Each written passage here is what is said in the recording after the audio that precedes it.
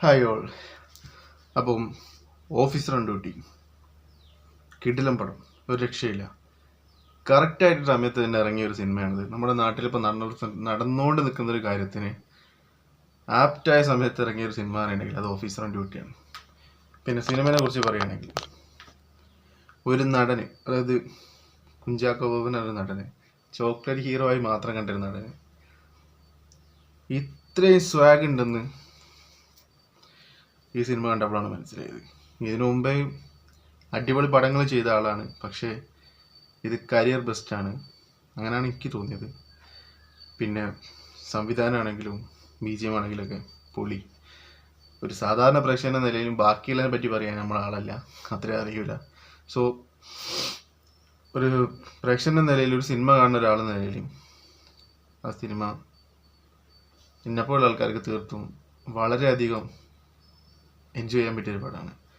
കാരണം തീരല്ലേ എന്ന് വിചാരിച്ചിട്ട്, അല്ലെങ്കിൽ ഇനി പടം എങ്ങനെയാണ് ഇവർ തീർക്കുന്നത് എന്ന് ആലോചിച്ചിട്ട്, എങ്ങനെയൊക്കെയാണ് ഈ സിനിമ പോകുന്നത് മനസ്സിലാവാണ്ട് അങ്ങനെ അന്താളിച്ച് നിന്നൊരു സിനിമയും കൂടിയാണിത്. കാരണം മലയാളത്തിൽ ഇങ്ങനൊരു സിനിമ നമുക്ക് അഭിമാനത്തോടു കൂടി പറയാൻ പറ്റിയൊരു സിനിമയും കൂടിയാണിത്.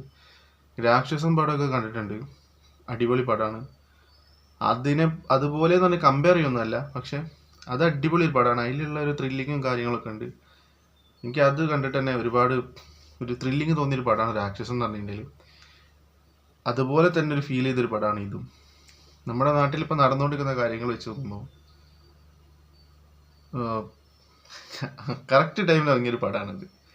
സിനിമ കാണുമ്പോൾ എനിക്ക് തോന്നിയെന്ന് പറഞ്ഞിട്ടുണ്ടെങ്കിൽ, നമുക്ക് ഇഷ്ടപ്പെട്ട ഒരു ഫുഡ് കഴിക്കൂലേ, ഒരു ബിരിയാണി അങ്ങനെ എന്തെങ്കിലുമൊക്കെ, ആ ഒരു ഫീലാണ് കിട്ടിയത്. കാരണം ഈ സിനിമ അതിൻ്റെ ഓരോ സീനുകളും കാണുമ്പോൾ അത്രയും നല്ല ലെവലാക്കിയാണ് എടുത്തു വെച്ചേക്കുന്നത്. സംവിധായകൻ്റെ പവർ തന്നെയാണത്. ജിത്തു അഷ്റഫ് എന്നാണ് സംവിധായകൻ്റെ പേര്. പിന്നെ BGM എല്ലാം പൊള്ളിയാണ്. പിന്നെ അഭിനയിച്ച എല്ലാവരും ഒരേപോലെ കിട്ടുന്നതായിട്ടുണ്ട്. ഞാൻ ഫാമിലീൻ്റെ കൂടെ കണ്ട് എല്ലാവർക്കും ഒരേപോലെ ഇഷ്ടപ്പെട്ടൊരു പടമാണ്.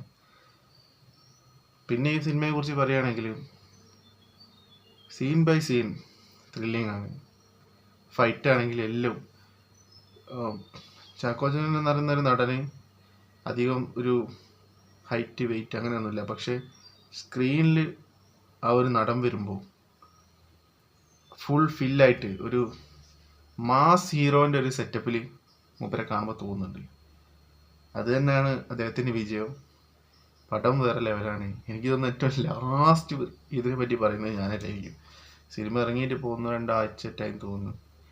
അപ്പോൾ ഇനിയും കണ്ടിട്ടില്ലാത്തവർ തീർച്ചയായും പോയി കാണണമെന്ന് പറയുന്നത്. കാരണം ഒരു ഫാമിലിയൊക്കെ ആയിട്ട് തീർച്ചയായിട്ടും കാണേണ്ട ഒരു സിനിമയാണ്. ഈ ഒരു ടൈമിൽ നമ്മുടെ നാട്ടിൽ നടക്കുന്ന വാർത്തകളൊക്കെ വെച്ച് നോക്കുമ്പോൾ തീർച്ചയായിട്ടും കാണേണ്ട സിനിമയാണ്. കാരണം ഫാമിലി ആണെങ്കിലും കുട്ടികളാണെങ്കിലും തീർച്ചയായും കണ്ടിട്ട് ചിന്തിക്കാൻ പറ്റിയ ഒരുപാട് കാര്യങ്ങൾ അതിലുണ്ട്. ഇപ്പം നാട്ടിൽ നടക്കുന്ന കാര്യങ്ങൾ ഇപ്പോഴും നല്ല മുന്നും നടക്കുന്നുണ്ട്, ഇപ്പം കുറച്ച് കൂടുതലാണെന്ന് മാത്രം. സോ കാണാത്തവരുണ്ടെങ്കിൽ പോയി കണ്ടോളി മക്കളെ, കിടിലൻ പടം. അപ്പം